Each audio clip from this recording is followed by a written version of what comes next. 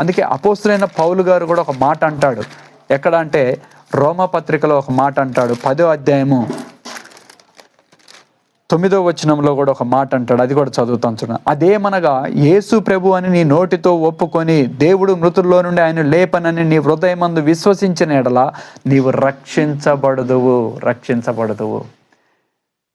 ఏ నామమైతే పరలోకము నుండి దిగి వచ్చిన యేసు నామం ఉన్నదో ఆ నామములో, ఆ యొక్క ఉత్తమమైన నామములో రక్షణ ఉన్నదని, శక్తి ఉన్నదని, బలం ఉన్నదని, ఆరోగ్యం ఉన్నదని అపోస్తులైనటువంటి పౌలు గారు రోమా సంఘానికే కాదు మనకు కూడా తెలియజేస్తూ ఉన్నాడు. ఈరోజు నా మాట ఏమంటున్నాడంటే ఆయన, అదేమనగా యేసు ప్రభు అని నీ నోటితో ఒప్పుకొనిన దేవుడు మృతుల్లో నుండి ఆయన లేపనని నీ హృదయమందు విశ్వసించినప్పుడు నీకు రక్షణ దొరుకుతుంది, నీకు పాప క్షమాపణ దొరుకుతుంది, నీ పాపాలకి విమోచన కలుగుతుంది, నువ్వు బంధించబడినటువంటి బంధకాల్లో నుంచి దేవుడు నేను విడిపిస్తాడంటున్నాడు. దేవునికి స్తోత్రం కలుగునుగాక.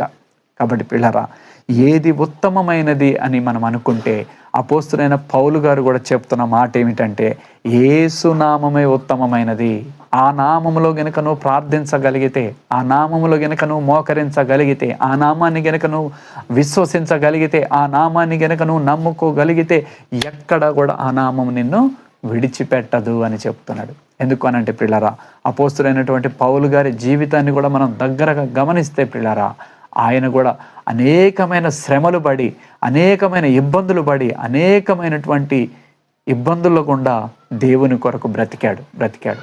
ఎక్కడ కూడా ఎన్ని ఇబ్బందులు ఎదురైనా యేసు నామాన్ని మాత్రం విడిచిపెట్టలేదు. ఎంతమంది ఏమన్నా సరే, ఎంతమంది తనతో పాటు ఉన్నటువంటి వాళ్ళు కూడా తనని ఇబ్బంది పెట్టినప్పటికి కూడా అపోస్తులైనటువంటి పౌలు గారు ఎక్కడ కూడా యేసు నామాన్ని విడిచిపెట్టలేదు. ఎక్కడైతే దమస్కు దగ్గర ఏ రోజైతే యేసు నామము దర్శించి నువ్వు నా కొరకే బ్రతకాలి, నేను ఏర్పరచుకున్నాను, కరువైన ఖడ్గమైన నేను నీకు తోడై ఉన్నానని ఎప్పుడైతే దేవుడు ఆ దమస్కు దగ్గర చెప్పాడో ఆ మాటని నమ్మిన అపోస్తులైన పౌలు గారు ఆ మాటనే పట్టుకొని బయలుదేరి శిష్యుల నుంచి వచ్చిన వ్యతిరేకతలు కానీ, కుటుంబం నుంచి వచ్చిన వ్యతిరేకతలు కానీ, అలాగే తను ఇంతకు ముందు ఉన్నటువంటి సమాజంతో వచ్చినటువంటి వ్యతిరేకతలు కానీ, కొంతమంది నాయకుల ద్వారా వచ్చినటువంటి వ్యతిరేకతలు కానీ, అవన్నిటిని కూడా లెక్క చేయకుండా యేసు నామము కొరకు తన ప్రాణాన్నైనా ఇవ్వటానికి బయలుదేరాడు. ఎందుకు అనంటే ఉత్తమమైనటువంటి నామం యేసు నామము గనుక. దేవునికి స్తోత్రం. హల్లెలూయా.